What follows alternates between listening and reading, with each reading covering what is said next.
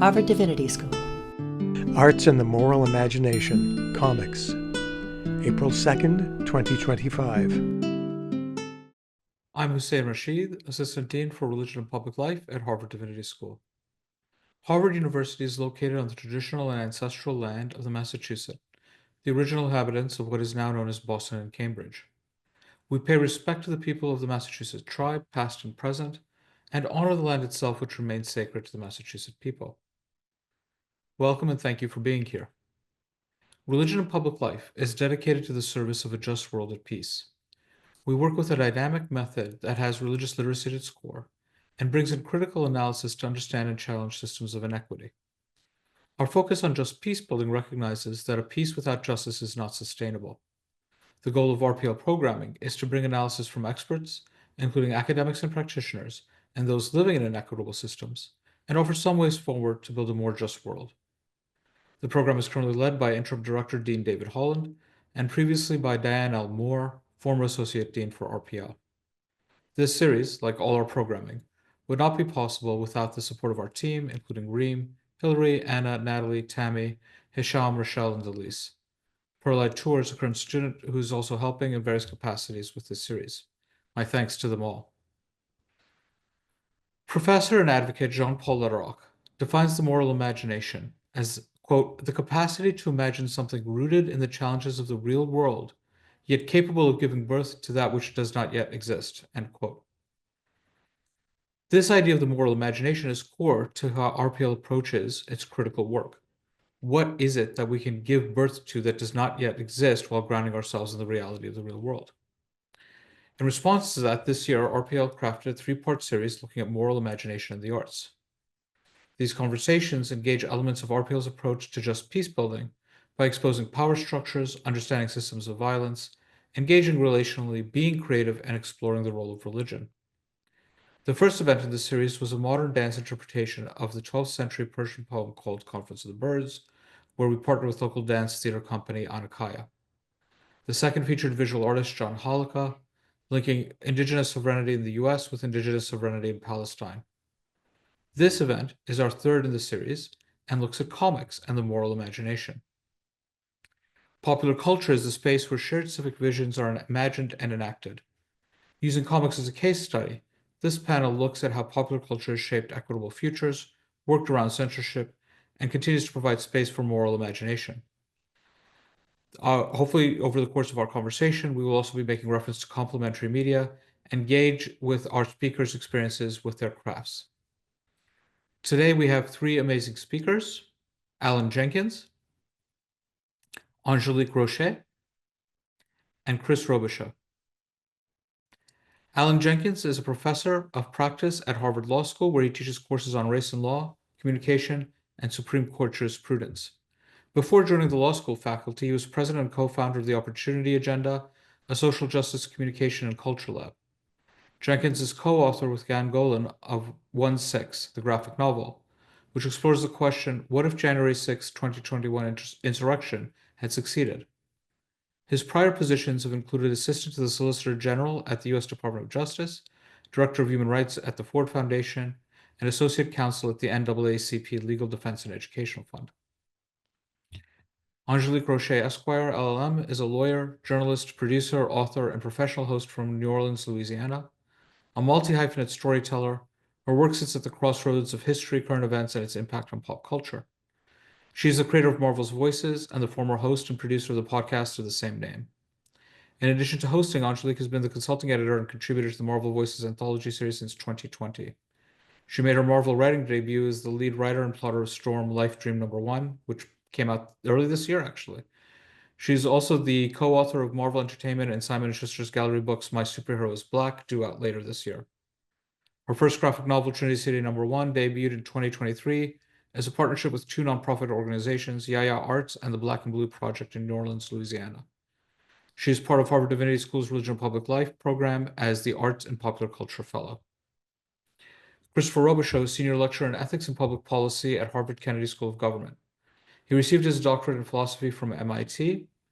Dr. Robichaud is dedicated to bringing philosophical ideas to wide audiences and pursues this goal by looking at issues in moral and political philosophy that arise in pop culture stories, especially superhero narratives. Some of his articles can be found in the volumes Superheroes in Philosophy, Supervillains in Philosophy, Batman in Philosophy, Iron Man in Philosophy, X-Men in Philosophy, which is a great anthology. As an X-Men fan, I will tell you I loved it cover to cover. Spider-Man in Philosophy, Superman in Philosophy, Watchmen in Philosophy, and The Avengers in Philosophy. Dr. Robichaud worked with Stan Lee, Michael Uslan, and David Uslan on the Smithsonian course The Rise of Superheroes, in addition to teaching his own Smithsonian course, Power and Responsibility, doing philosophy with superheroes. Thank you all for being here and taking the time to be with us. As I mentioned, I am a huge fan of the X-Men. I grew up reading them in my tweenage to my teenage years, and maybe a little bit later, and definitely back to it again much later in life. And for me, the X-Men are really formative because they represent an outsider group, right? The tagline in a world that hates and fears them, they still manage to do good. They still manage to find a moral compass. They still manage to be superheroes. And I always found that profoundly moving and incredible. And I think what I wanted to start with all of you is what is that formative comic experience for you, or that defining comic experience, either from your youth or as people who are engaging in this work now, perhaps more critically? What are those defining comments? And I'll start. Angélique, I'm going to start with you because you're just immediately to my right on the screen. Ah, the luck of the draw. Um, wow, there's so many. For comic book fans, and for people who love stories, I know there are numerous touchstones. And please forgive me, the allergies here in Louisiana are terrible today. I am not crying because I am so happy. Um, it's interesting. It always goes back to my love of stories, but Christmas was always a big deal in our family. And one year, for those of us who remember Toys R Us and the Christmas rush, um, I have all of these presents on Christmas Day, and my dad hands me this. And I never had one before, but I know now it was a trade of the death of Superman. And I open it up, and I'm 9, 10 years old. And, at that point, he didn't have to go to a comic book shop because they carried it in Toys R Us as something special because Christmas.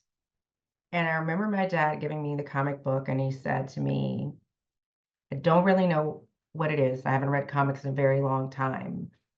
But he told me that he could not afford comics. And so he would go into Woolworth in New Orleans, and he would read until they realized that he was African American, and they kicked him out.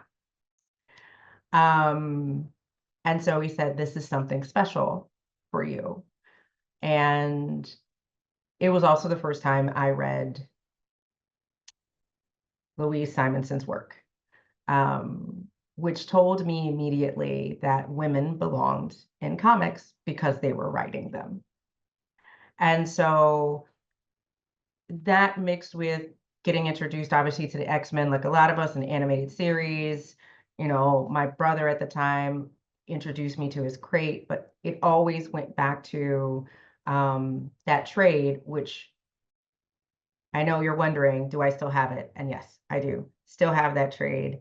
It has gone through a lot, but it is still in my collection, and it's something very special to me because I realized very early on the power of that story can be passed on from generation to generation because it meant something special to a parent or an uncle or a grandparent or a friend. And so many of us heard that story is like, oh, I learned of comics from a friend who said, you've got to read this. And so, yeah, that's fine.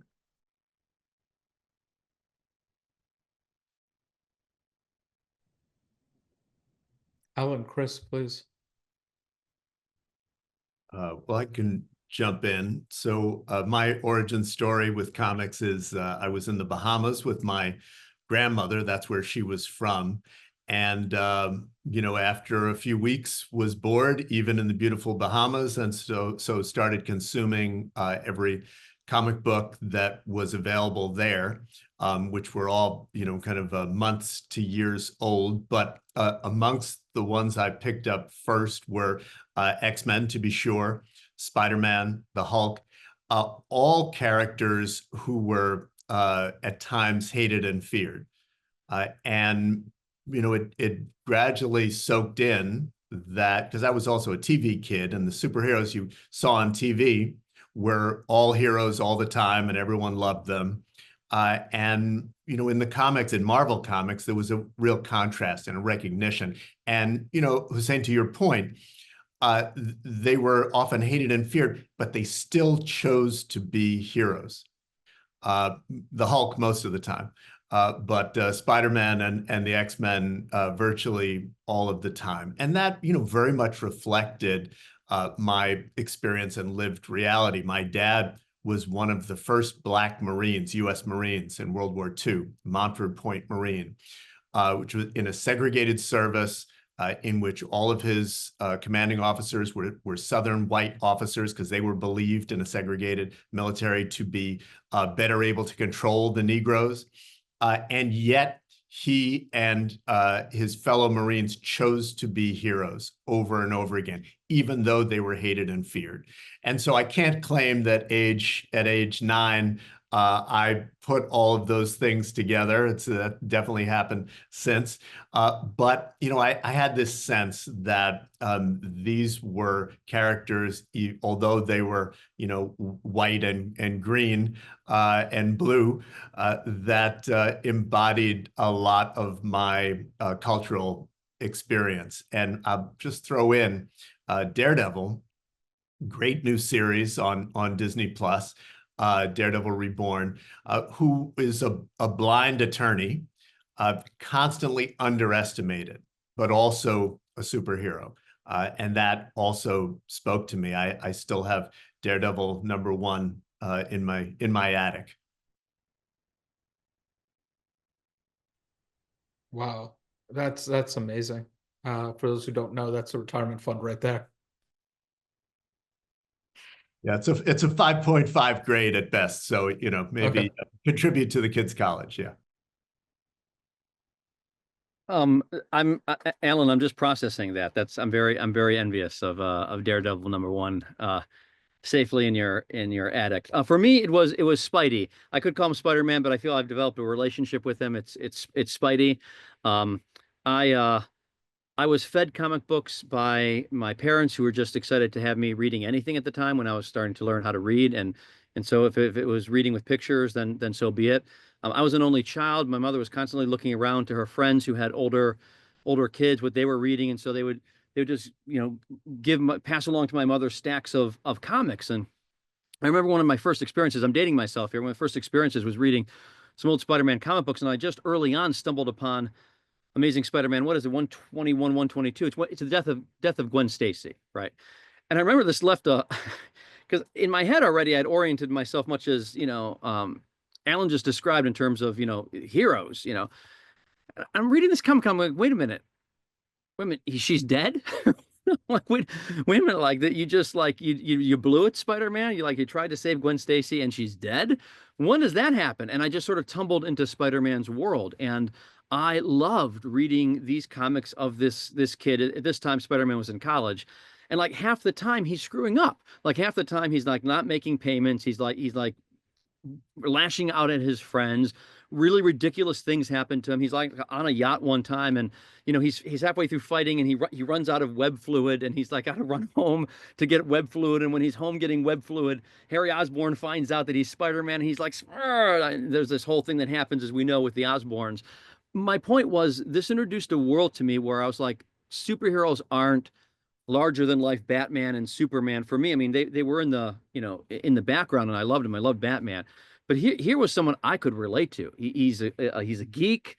He's trying to make ends meet. He's trying to impress the girls, right? He's trying to be one with the guys. He's trying to and he's just like, he's sort of a screw up at the same time of trying to also be a superhero. And that I just tumbled into that story and have never left superhero stories ever since.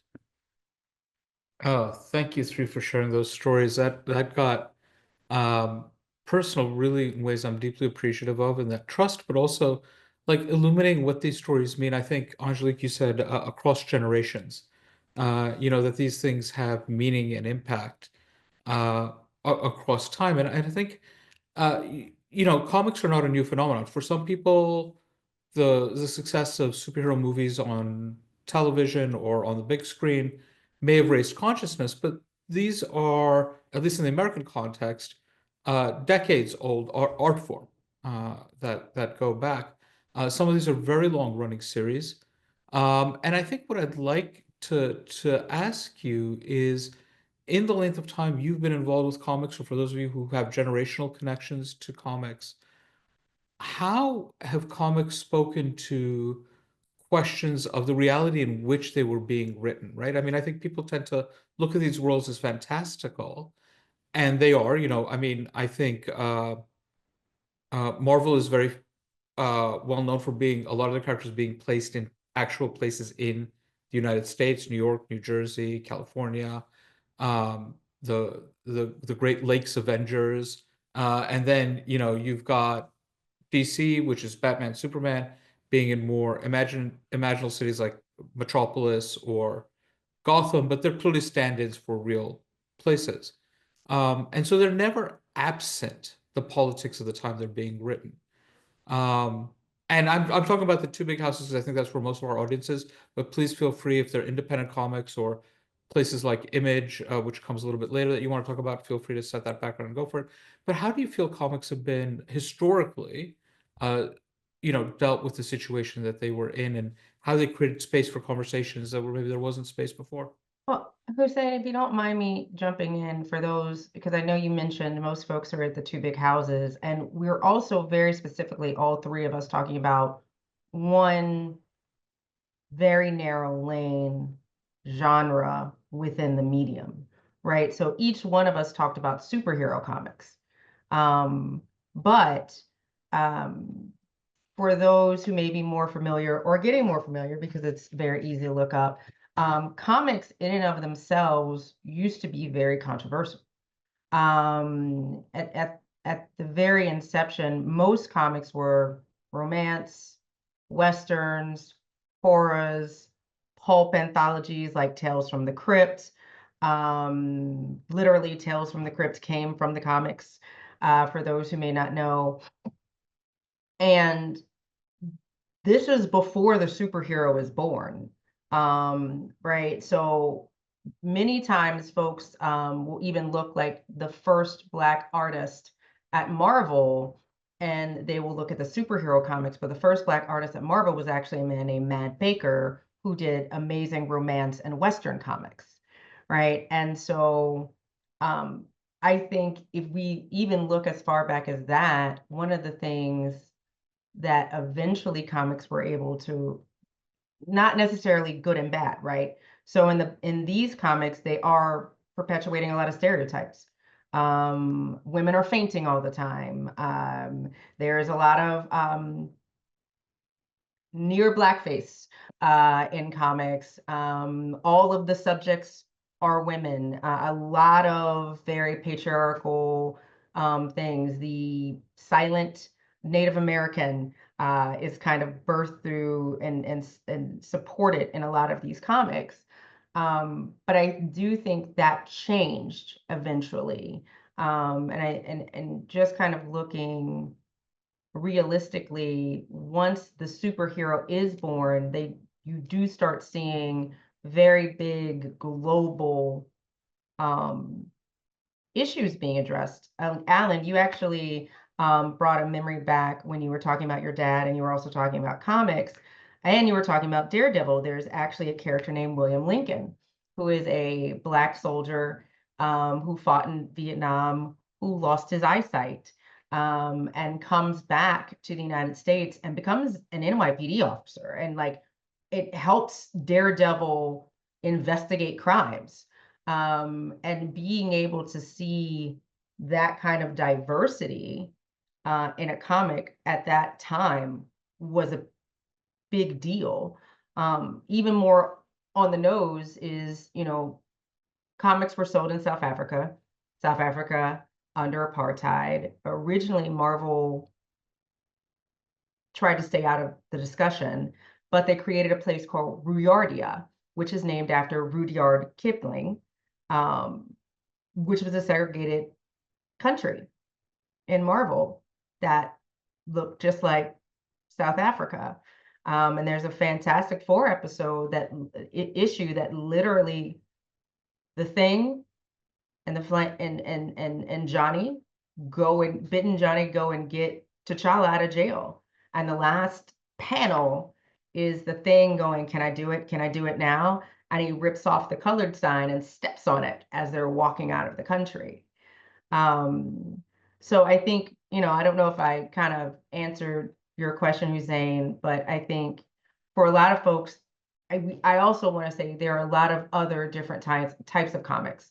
If you look at things like American Born Asian by Jean Lewin Yang. Sorry to interrupt, American Born Chinese. Thank you. I'm thinking about Good Asian and American Born Chinese, and I was about to say both of them because I was actually just talking to Pornsack, the author, on Good Asian. Good Asian, and there are these other historical works like March and these different other pieces for the comics as well. Sorry, March is about John Lewis. For those of you who are unaware, it's a 3-volume set. Thank you. It's actually sitting behind me. For making sure those who don't know it know it. But yeah, and Good Trouble, which is where March came from, is still working on books that are in the New York City education system to help educate about history with an extremely diverse crew of artists, writers, and colorists.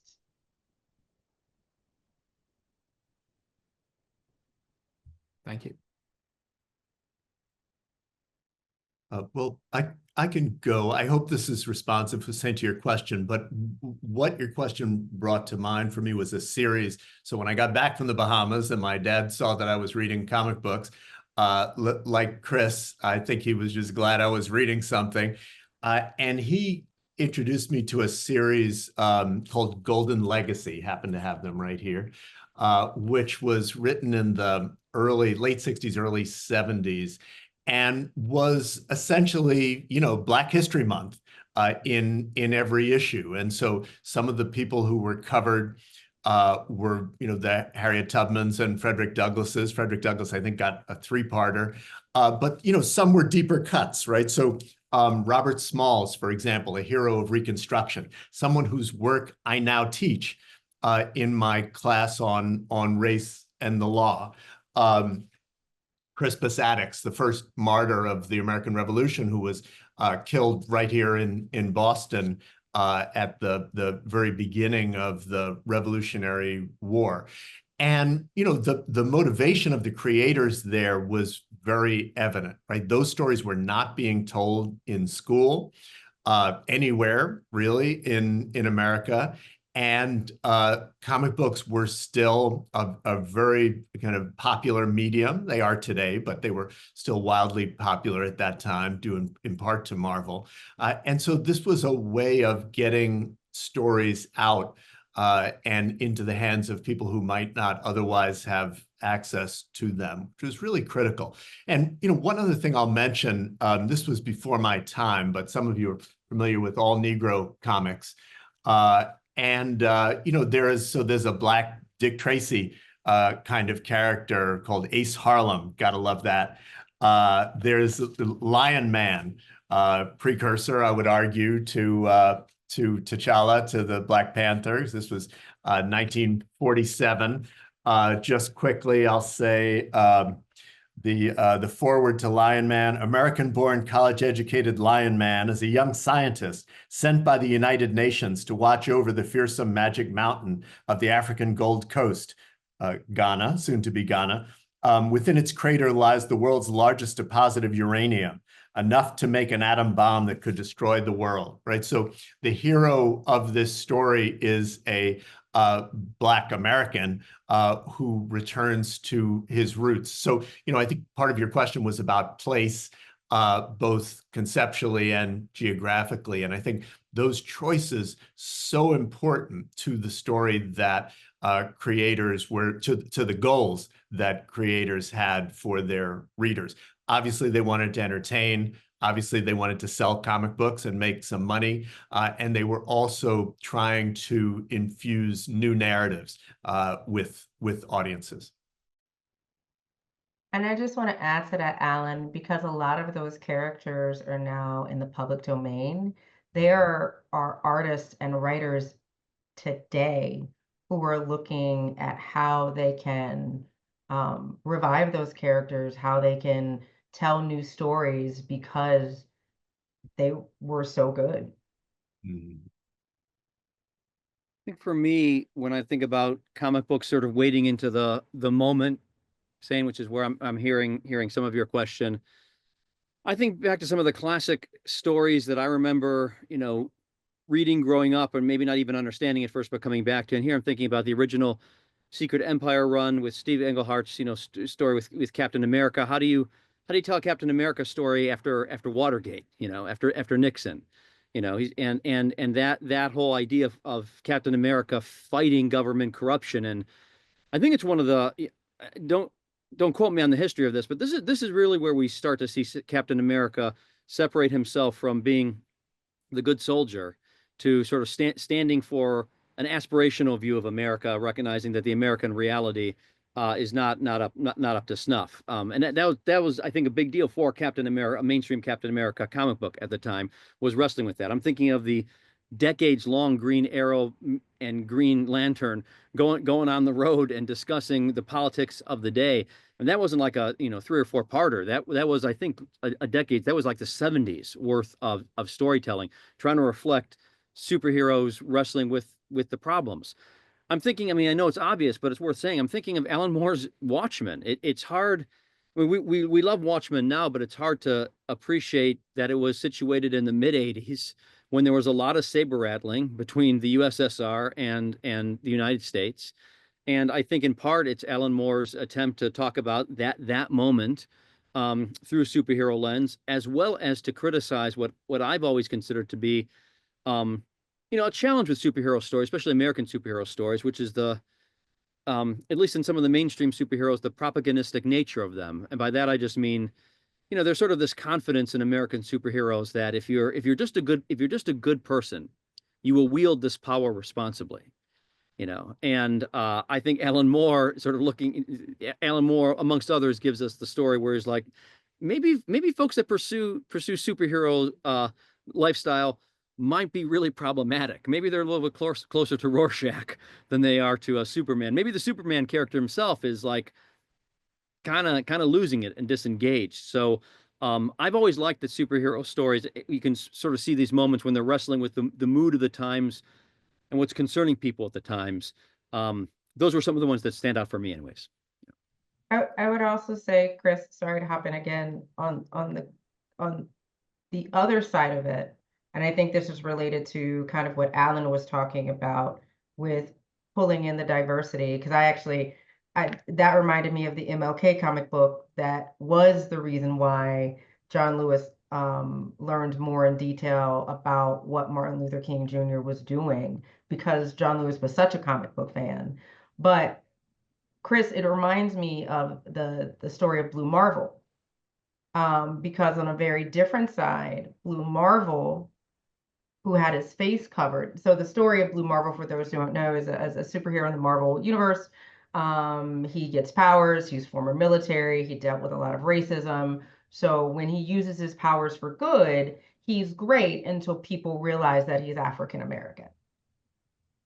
And so I think it's also this interesting added perspective of Captain America being Captain America, and then all of the different dialogues that have happened with characters like Sam Wilson, with characters like Rhodey, who was Iron Man for a short amount of time when Tony Stark could not be Iron Man due to needing to go to rehab. You know, these other questions that I think have been particularly suited for comics, which is who can be a superhero? What does a superhero identity look like? And who defines that? I think, Angélique, that's a great segue, because what I was hearing in this previous super conversation, or a great wrap up, is who belongs, right? Who gets to be a superhero is actually a reflection of who belongs, who gets to be part of our body politic, because that tells you who then has the privilege or the right to be, or the ability to be a superhero. And it's fascinating to me. I'm going to start, Ellen, with the all Negro comics. I think when you and I first met, we were talking about the Kickstarter that republished, and I think you were holding up the softback version of the reprint of All Negro Comics, which comes with these great contextual essays. So not only is it the public domain, but it's now a significant cultural artifact that could otherwise have been lost because it has this impact. It does tell these really rich stories. And then commercially, I think the question of race has been navigated in so many interesting ways. And I'm going to stick much more to Marvel because that's my wheelhouse more than DC, but please feel free to bring in others. But Angélique, you're talking about The Thing and the Human Torch going to an analog of South Africa to rescue the Black Panther, right? And thinking about how race comes in there. But Chris, as you're talking about Captain America, one of the first Captain America stories I remember reading is when he's with Sam Wilson, the Falcon, and they're fighting this intense racial tension in New York, and it turns out that there's a man beaming rays, a Nazi hate rays, and that's it's a way to say, okay, this ideology is still here, but it absolves people of their responsibility in that. But Captain America is also ridiculously complicated, Steve Rogers, in that he is critiquing the system that he's a part of. He still believes in these ideals he wants to fight, which I think is admirable. But narratively, we talk about Steve Rogers, but there's Isaiah Washington, the Black Captain America, right? Where they're doing this. He shows up in the movies and the recent movie, and in the Falcon and Winter Soldier TV series as well.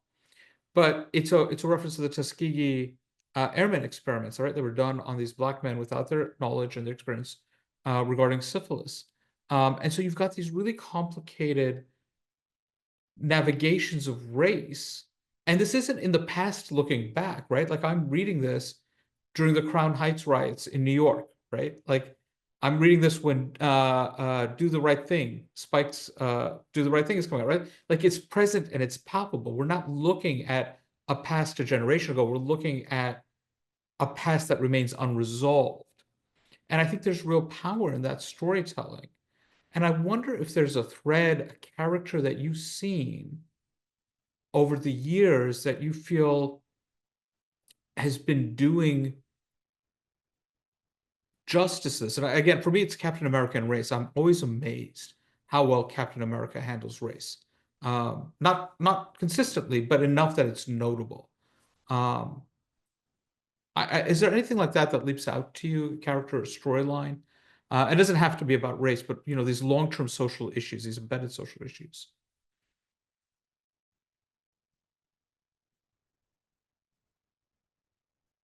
Well, I was waiting for Angélique to bring up Black Panther, but I'll jump in. I wasn't going to bring up that. Like that. There is a long line of that, and it's all yours, Alan.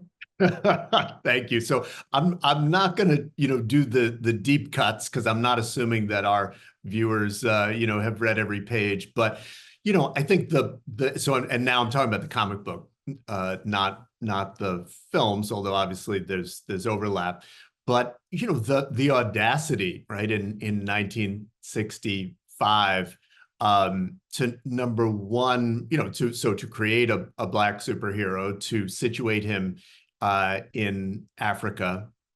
But then the notion, and this goes to the moral imagination, right? The theme of our conversation, the idea of a sub-Saharan Black nation that has been free of the slave trade, free of imperialism, free of colonialism, that is in control of its own natural resources and its own genius.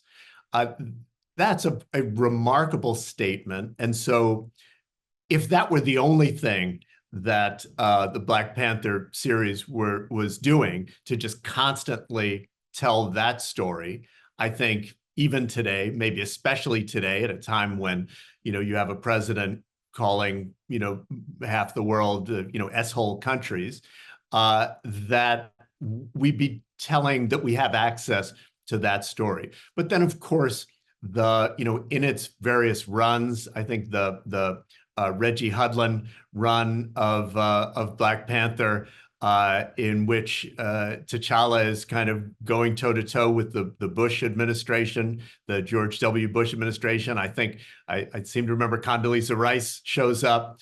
The Ta-Nehisi Coates run is, of course, groundbreaking, and now more interesting things of playing with both dealing with some of the gender issues that were problematic in some of the past runs, dealing with the notion of patriarchy, which has its own problems. I think it's been really, really interesting. Obviously, a series created by white folks, including Stan Lee, I think right before the Black Panther Party was created, if I remember correctly. Yeah, and just a remarkable evolution and power.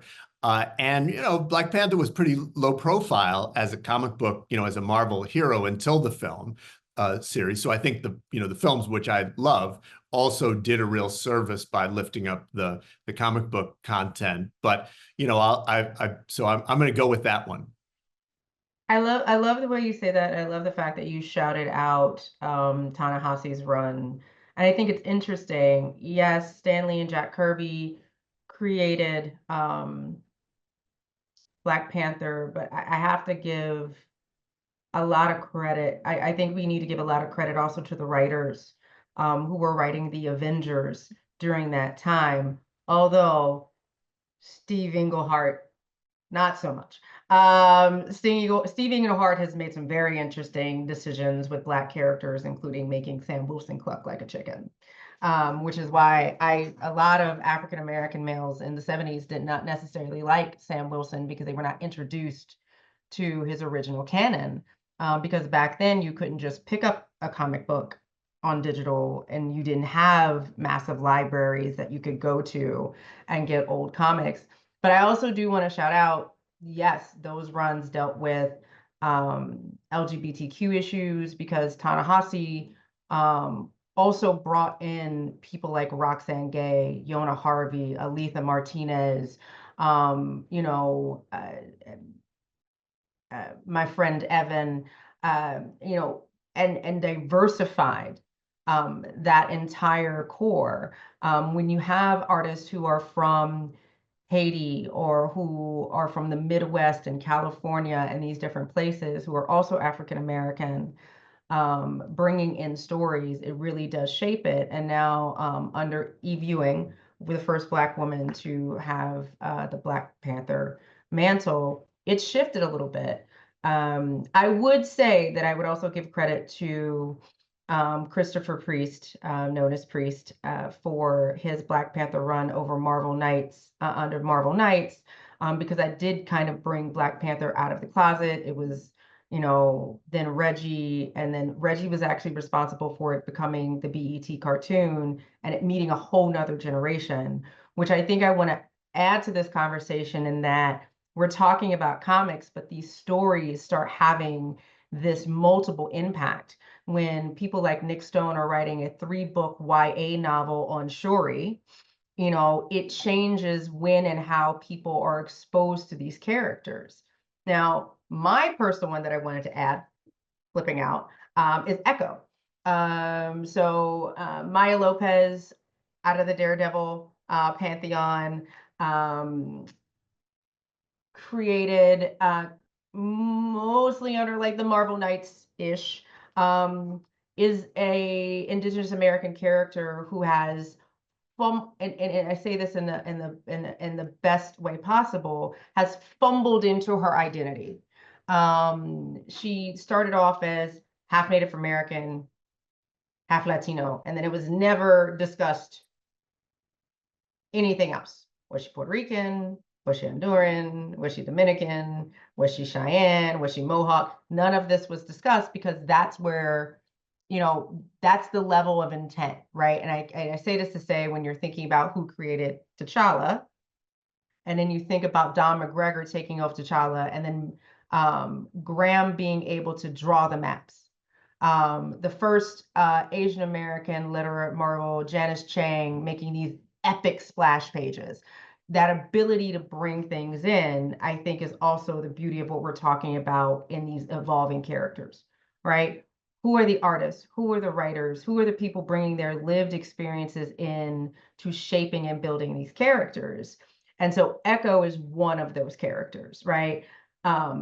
Echo has slowly but surely developed. So she's Cheyenne and Mexican. And when you're able to bring in things like the epic writer Rebecca Rowanhorse, who brought in a sign language expert. So for those who don't know, Daredevil is visually impaired, Maya's hearing impaired, but her superpower is a mimic. She can literally mimic anything. She can watch someone's hands. She can read mouths and read lips. And previously in the comic books, it was of the, conceit that she could read what everybody was saying, unless you were not facing her. With Rebecca Rowanhorse, she brought in an ASL interpreter, and it was the first time in comics we saw Maya Lopez sign. Then we get to journey to Maya Lopez's other side of her family and discover that she's Cheyenne, and we start going into the matriarchal history of her tribe and the power of her mother. The beautiful thing about that, and why I kind of connect that, is that Rebecca Rowanhorse eventually ends up writing on the Echo series. And so I think when you are talking about characters who have really evolved, while she is younger, she was created in 1999, much younger than Black Panther. Because if I were to go there, I'd be talking about Misty Knight, which is a much more complicated history. I think Echo is such a beautiful articulation of how someone can imagine, create a character, and deal with these issues. But as society evolves, as we start becoming more knowledgeable, as we start having more opportunities to tell these stories, the stories get more in depth and involved and more intricate, and the identity, particularly I think of characters of color, of women characters, is able to shine through so much.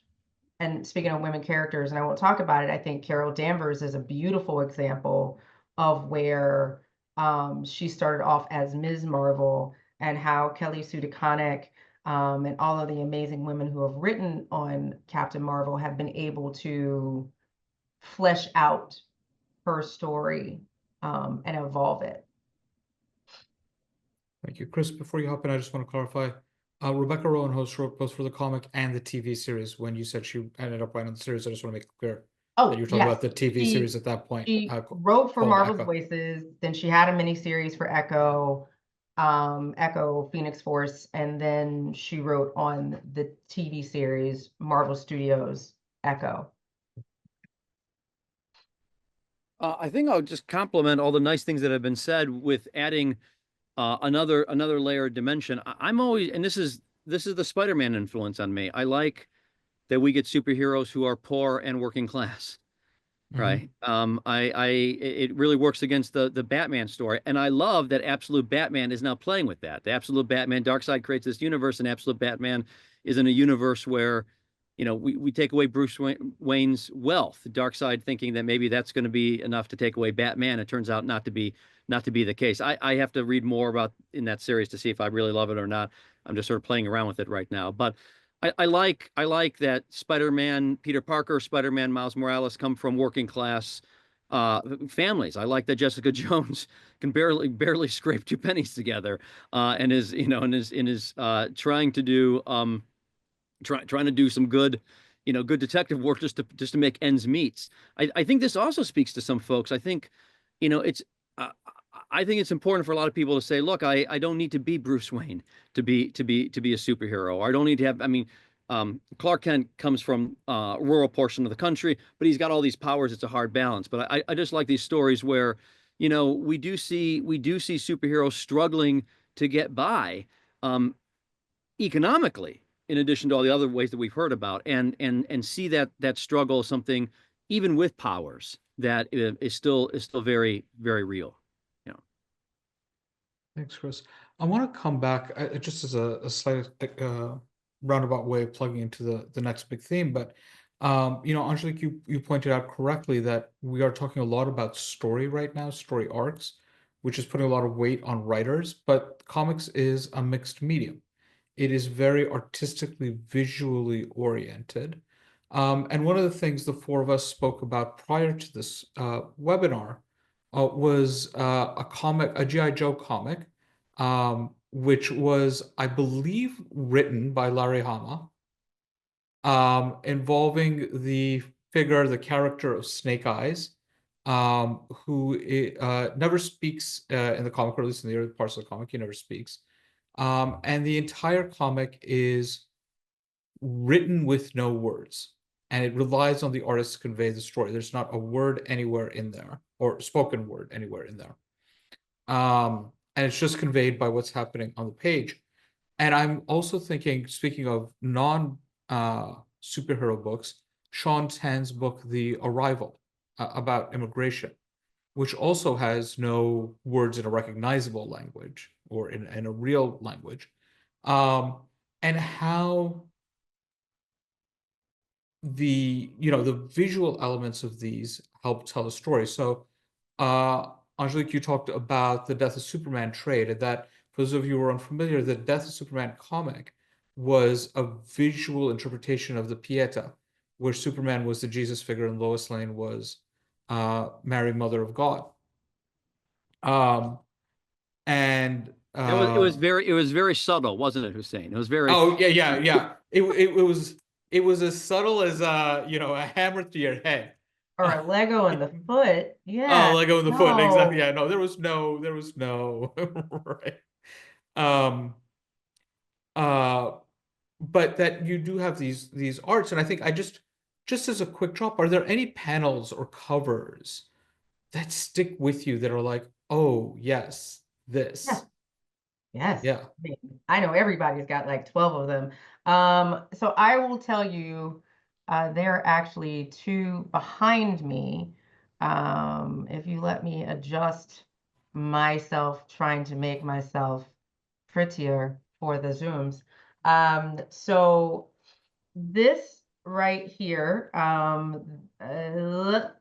is the it is the Amazing Spider-Man Annual number 16, which is the introduction of Monica Rambeau, which for me is the first Black woman superhero from New Orleans right here. But this is also an absolutely gorgeous cover, hand painted. Like, seeing her with her afro on a cover as the lead of the Avengers is incredible, right? But I also pair that with something that was very near and dear to me that I actually we're glad we were able to bring into Storm Life Dream number 1. It's from Life Death, where there is a panel where Storm is laid out on a bed, exhausted, with her mohawk, and she's asleep. And it was just so incredible to me to allow her to be exhausted. Like, when do we see superheroes sleep? Like the X-Men, we get it, it's a soap opera, they sleep. But normally, like, until recently, and we're talking about this was in the 80s, it's a lot of action. It's not a step back. And at this time, for those who have not read Life Death, she had lost her powers and she was going through an identity crisis, was extremely exhausted, and she was resting. And that's fathomable to me that a superhero would get exhausted and need to rest. And I'm like, well, if Storm is tired, I too can be tired and take a nap. So that panel for me has very much become a reminder that you rest. But it's a gorgeous panel. It's a gorgeous book. I'm gonna stop talking now. Well, so mine are basic, but they build on Angélique's comments. So one is kind of the classic Spider-Man No More. So it's just the cover image of Spider-Man walking away from the trash can with his mask thrown away, and it's been recreated in Spider-Man 2. The what I would argue is the second best Spider-Man of the 10,000 films that have been made. You seem very unsure, Alan. Yeah, I know. Maybe 3, maybe number 3. But to your point, Angélique, right? This idea that like it was too much, being a hero, worrying about his family, not being able to pay his bills, plus Doc Ock's trying to kill his Aunt May. It's a lot, and he walks away from it, and then he can't. Right, he has to go back,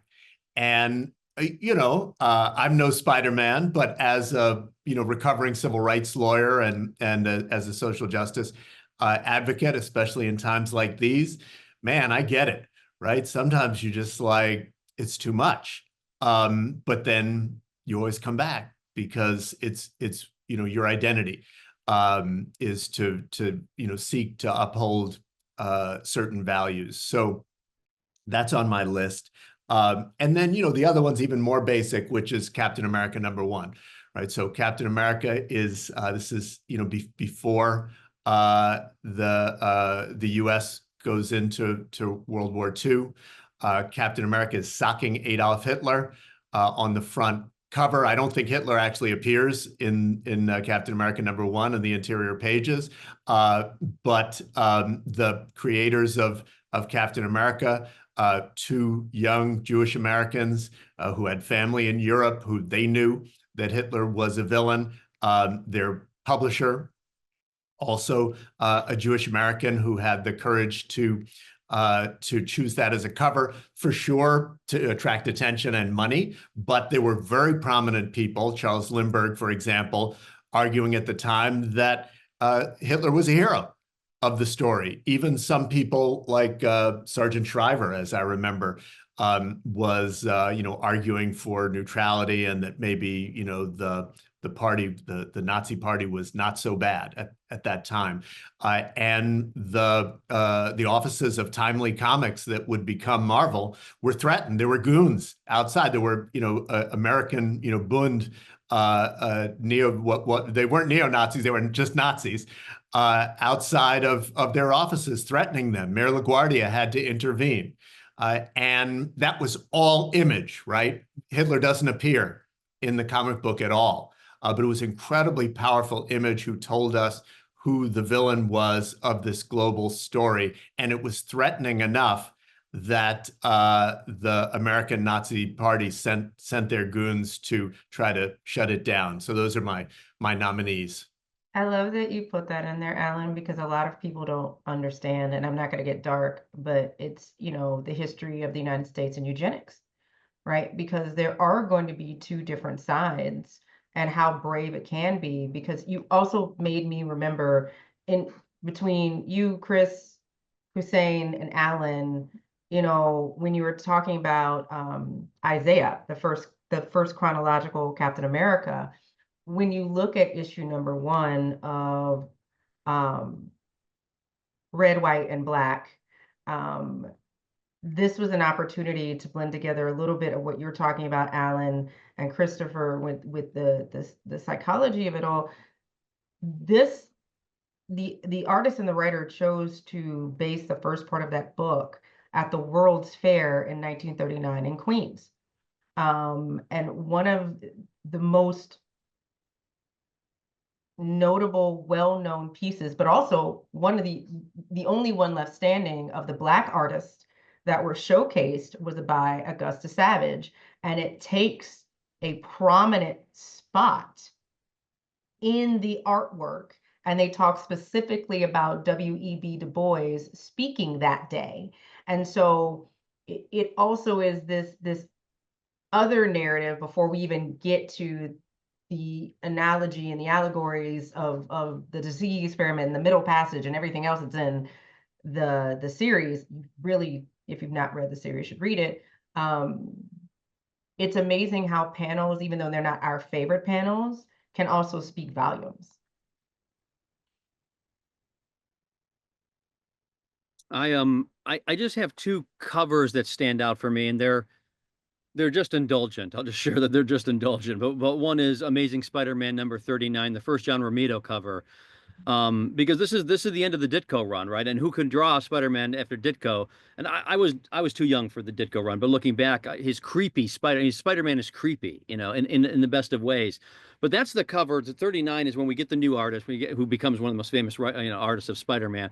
It's also where the Green Goblin has revealed that Spider-Man is Peter Parker. So it's where he's carrying him around on his bat glider with Peter Parker sort of in tow. It is for me, it was such a mind-blowing cover when I first saw it. First of all, the new artist of Spider-Man. Second of all, it's like, oh my God, his secret identity is out. I'm obsessed with that cover. I have the little toy that reflects that cover. I have several versions of the toy that reflects that cover. To me, it's just one of those great moments. The other one, and this hasn't come up in the conversation so far. It's a me thing, which is unsurprising given the monster that I have behind me. But I love monster heroes. So I love Swamp Thing, for instance. Swamp Thing is one of my favorite characters. And the Bernie Wrightson run on drawing Swamp Thing in those early Swamp Thing with Len Wein comic books are just spectacular. There's one, I think it's Swamp Thing number 9, where Swamp Thing is sort of emerging out of the swamps, and he's got the Bernie Wrightson musculature, and he's just mammothly monstrous. But Wrightson always manages to capture this sort of nobility in Swamp Thing's gaze, even though he's a muck monster. He's made of muck. Alec Holland is long gone. Alan Moore eventually decides that Alec Holland is truly long gone. But we get such a foreboding presence with all of Wrightson's drawings of Swamp Thing that I absolutely fell in love with them. I don't know if there's anything deeper in those two covers than just my love of them, but they are covers that I have reproductions of, and maybe one day I'll save up to get actual good copies of the comics themselves. Yeah. Thank you all. And Chris, there's nothing wrong with valuing things just for their aesthetics. That is deep enough. That is good enough. But I am taken by all your responses, actually, how well they fit in with this idea of the moral imagination. What are the real world contexts in which we're operating, and what is it we can imagine beyond that, like the humanity of Aurora/Storm, and how that creates not just seeing superheroes rest, but seeing a Black woman rest in popular culture, right? Like, I don't even think we saw that on Living Single. And that is significant and important. And what does it make possible? Or the idea that, can you walk away from your calling, right? Whether you are Spider-Man or Captain America #1, right? Like, there is a quest or a call to justice that you may need to step back from, but that does not leave you, right? That there is this pull to a greater world. And I would argue, Chris, even with Swamp Thing, that struggle between monstrosity and humanity, to have that balance is inherent in so much of the work that we do, because we see the reality of the world and we hold on to humanity and push for humanity throughout that.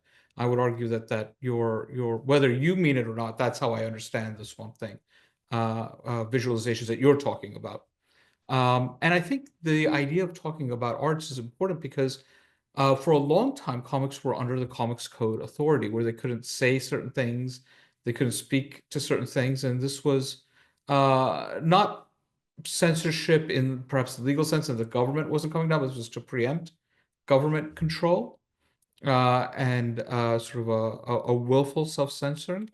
And yet comics ended up being incredibly creative. You see so many, people writing stories for things that they felt were hidden under the Comics Code, characters who were queer, and it was okay for Ben Grimm, the Thing, to be Jewish, but he actually was never canonically Jewish until 40 years after he's first introduced, right? So people are always looking back and writing these stories into the present, but there's something about now where people are looking back at the Comics Code Authority, the Comics Code Authority era, and saying, no, this is what was being done through the art. This is what was being, when two characters went off to the side and you stopped seeing them, it's because you weren't allowed to see them making out, and they happen to be queer then, right? And so these relationships or these friendships are really an important part of it. But there's so many other things that come through, and for me, I'm fascinated by how art works through restrictions and limitations. So thinking about comics and the Comics Code, not a specific question, but just general thoughts about this idea. Well, it's interesting because, yeah, the Comics Code was something that all of the companies came together and said, hey, we're going to adhere to this so that we can get this stamp on our comics so people will sell it. I think it's also important to note that there was a conservative movement specifically targeting comics and having comics burnings. I'm sure there wasn't a lot, but they happened because they did not want their kids being influenced and ruined by these ideas in the comics. And so when we're talking about restrictions, you can never paint the police in a bad light. Paraphrasing, every family has to be a nuclear family. These things, drug use is prohibited. And slowly but surely, they stopped adhering to them until Marvel was like, F it. And then there were several covers that basically just said, now without the Comics Code, to get, excite people about, oh, what's in here that's not adhering to the Comics Code. I will also say the Comics Code wasn't always fair. I think, in talking with some writers, they were much more granular when it came to Black Panther or Luke Cage or the Avengers than they were Tomb of Dracula. Because if you look at the character development of Blade in Tomb of Dracula, not to mention all the other stuff that was happening in Tomb of Dracula, he had a girlfriend and they weren't married and they lived together. Right. But I think it's interesting because you do have these little moments where Destiny and Mystique, who live in the same apartment, for sitting at breakfast together in the morning. And that's how you got around it. The first two gay characters in Black Panther, Venom with 2 M's, and Taku, the statement is they're standing next to each other in a panel, and the statement is, choosing Venom as a companion. In your mind, you're like, oh, a companion. And so there have been a lot of moments where there's been these very interesting, flirtations, obviously until we get to North Star.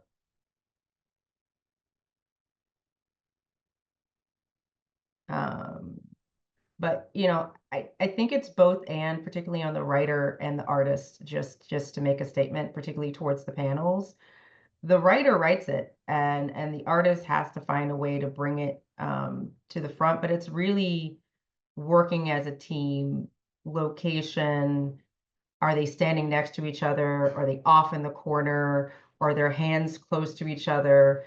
Because from day one, characters like Destiny and Mystique were always intimately involved. If you ask Chris Claremont, day one, always.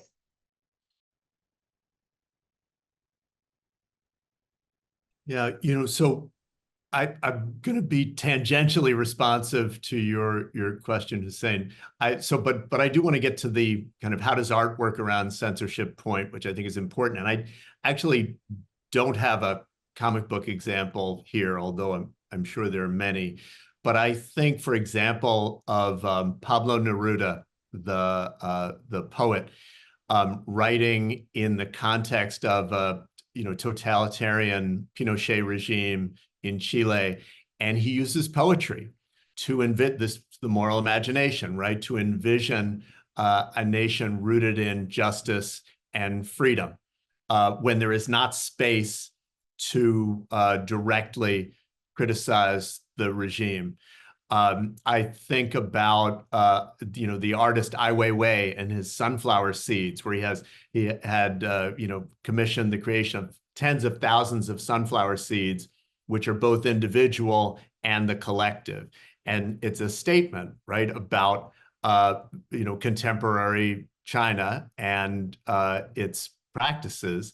But having been jailed in house arrest and the like, he's operating in a narrow context. The comic book example that I want to mention is not quite the same, but I think it's pertinent to today, which is William Gaines, who was the publisher of EC Comics, which was primarily a horror publisher, who caught hell from the comic books code, had to testify in hearings. He was a firebrand, and told them all but to shove it. And one of his classic clashes with the comics code was a story, Judgment Day. And it was reprinted ultimately in, I think was, what do my notes say? Incredible Science Fiction number 33. I actually have it on my wall at home. And so it's a story, it's a science fiction story, but it's about bigotry. And at the very end, this, spoiler alert, this astronaut who has experienced all this kind of petty bigotry amongst aliens takes off his helmet and he's black. This is in 1956. And the comics code, Charles Murphy tried to stop it. But there were no rules in the comics code about showing black people. But so it was really a clash with the content, which was about racism. So this is 1956, so it's 2 years after Brown versus Board of Education, 1 year after the Montgomery bus boycott and the lynching of Emmett Till. And so Gaines says, look, if you censor this, I'm going to go to the press and I'm going to tell them that at a time when the country is moving towards racial equality, you're trying to censor a story that is obliquely about racial equality. And Murphy and the code relent. An important point here is, had this been 3 years earlier, Gaines probably would have lost that argument.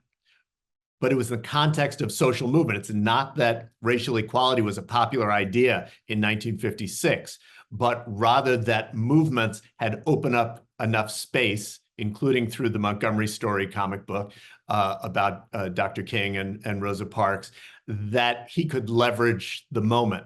And, I think here is an important moment for me to say, I'm speaking in my individual capacity, not for Harvard or Harvard Law School.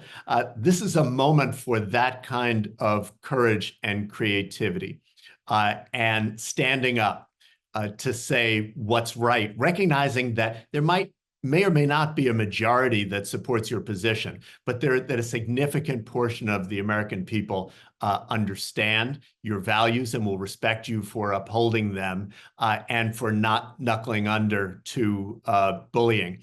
The last coda about Gaines is he eventually closed shop in the comic book business and started Mad Magazine. And so here this circles back, Hussein, to your question, which is, because Mad Magazine was a magazine, it was not under the comics code. And he could do as much, couldn't run afoul of obscenity laws of the time, but he was not being muscled under by the self-censorship, because remember, the comics code was self-censorship by the industry of itself. And he found a way to get out from under it. I think it's also interesting to add, Alan, that Marvel followed suit, and Marvel had a number of magazines and black and white magazines, and ventured out even into comics because they knew it was a space where they weren't censored in the same way. So that work with Mad actually influenced the rest of the industry. I'll just quickly add, and this is also a bit tangential, but I hope, Hussein, it gets in the vicinity. I'm interested in the way that creators find ways to bring audiences to think about difficult political and social questions without repelling them. In other words, there's a kind of in another the kind of censorship that is imposed by consumers. I don't want to read about this. I don't want to think about this. But there's something to me really creative of how comic books can provide a space to do that. Sometimes well, sometimes not. I mean, obvious examples are the X-Men and showing the, I know it's a heavy-handed example and that's an imperfect, but showing Magneto and Professor X sort of going at it with their theory of what is the best way forward for mutants is a way to lure audience members into, a conversation that otherwise they wouldn't even want to get into in the first place. And I think it's very, very inventive and creative if you can create comic book spaces and stories where now you're willing to have this conversation and maybe you weren't willing to have it before. Even though I think it fails more than it succeeds, which breaks my heart a little bit because I love Nick Spencer.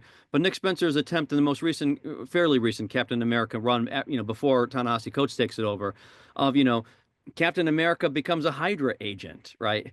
Oh, but not really. Really, Captain America becomes an agent of Hydra, is sort of hijacked by Hydra, is trying to lead, I think, a lot of comic book readers into a consideration of how the American brand can be hijacked by some extraordinarily nefarious places. Here, I see a lot of inventiveness, I guess is what I'm saying, in comic book writers and artists, and trying to bring people into conversations that they may be resistant to having at the most basic level. But they'll talk about Professor X and Magneto ad nauseum.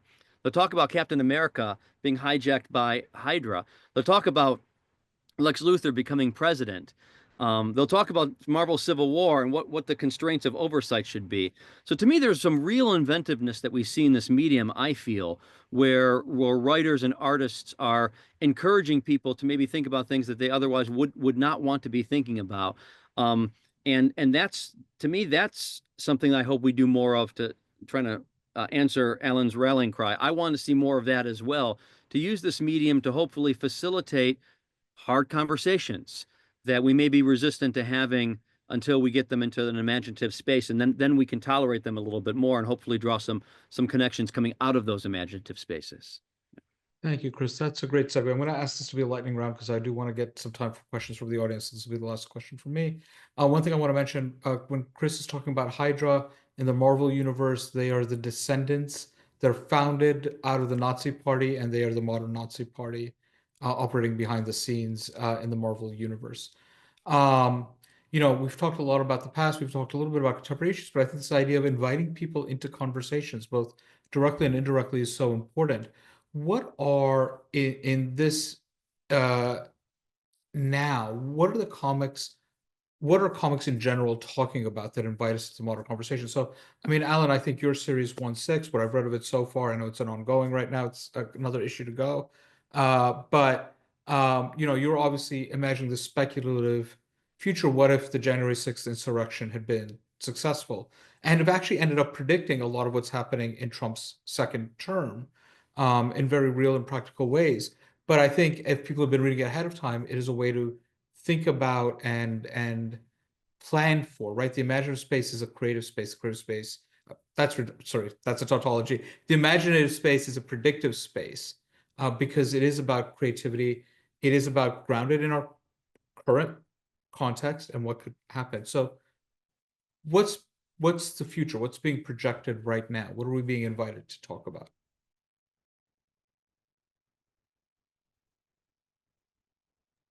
Can you say one more sentence about that? I want to make sure I understand the question part. We talked a lot about in the past about how comics were addressing contemporary context, but trying to look a little bit to the future, right? Either through allegory or to invite. You talked about the space astronaut, reminded me of the Deep Space Nine episode where Captain Benjamin Sisko is thrown in the past and he's a science fiction writer, can't publish because he's Black.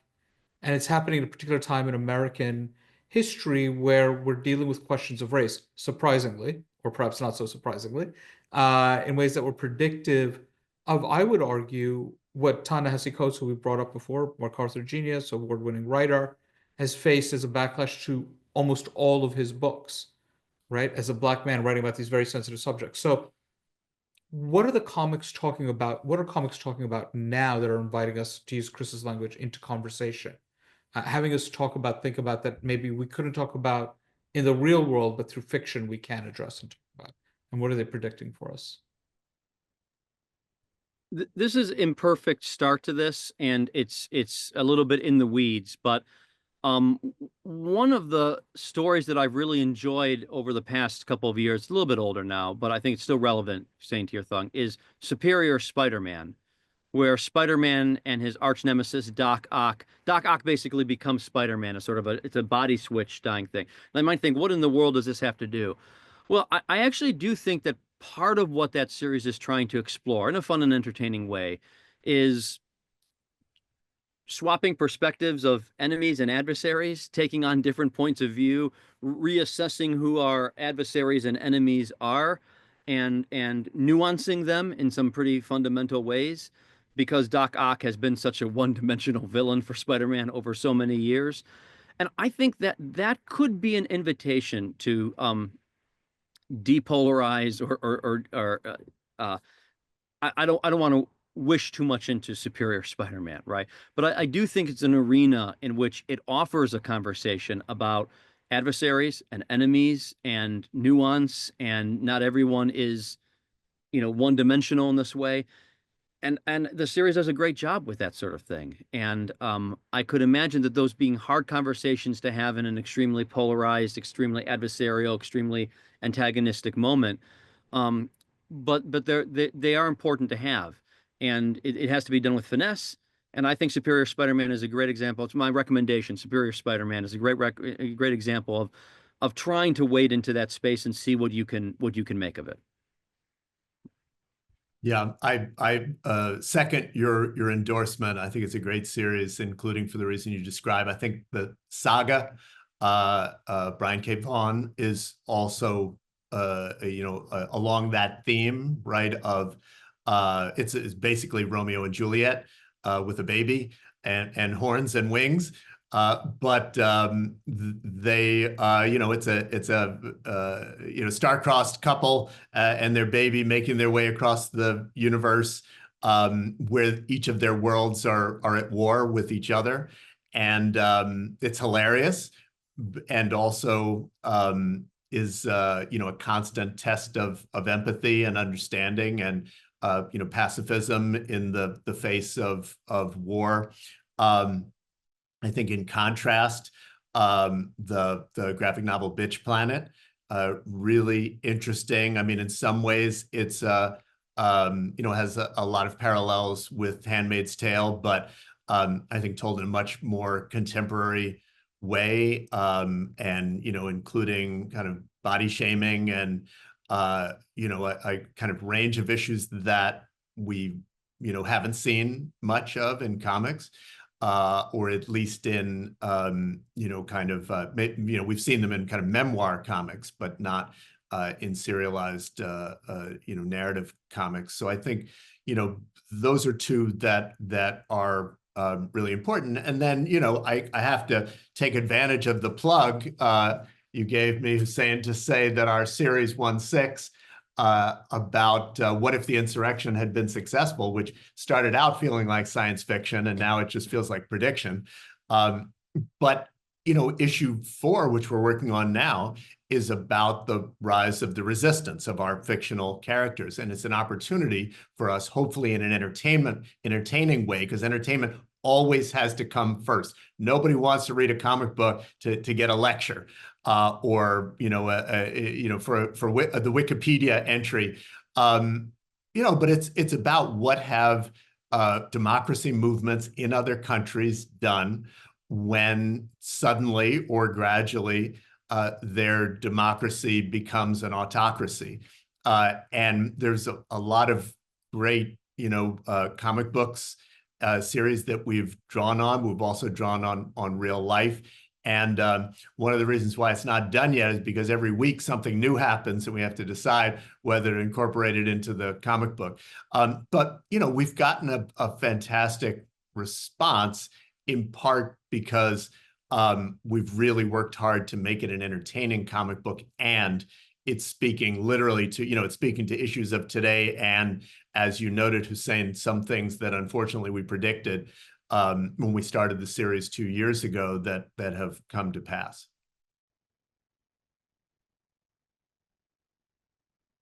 So I'm going to try to talk about some indie comics that I think are bringing an interesting site to it. So Matt Groom's Self-Made is literally about a character within a game AI setting that is becoming conscious and is realizing that they are set in a structure and is breaking their code.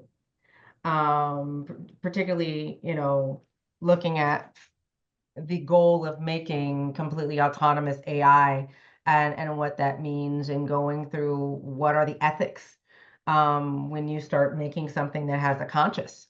Does it have a conscious? Does it not have a conscious? Can you just throw it away? And one of my other favorites, which is a lot funnier, is called Crowded.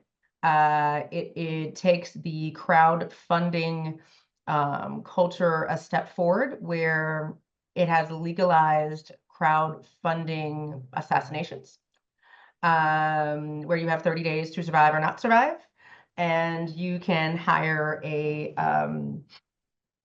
bodyguard to keep you safe and do whatever it is that you need to do. But the funny thing about it is that it has a very strong commentary on influencer culture and making a career out of being an assassin. And so there are all of these interesting things about who's the world's top assassin and how are they getting sponsorships and what does that look like.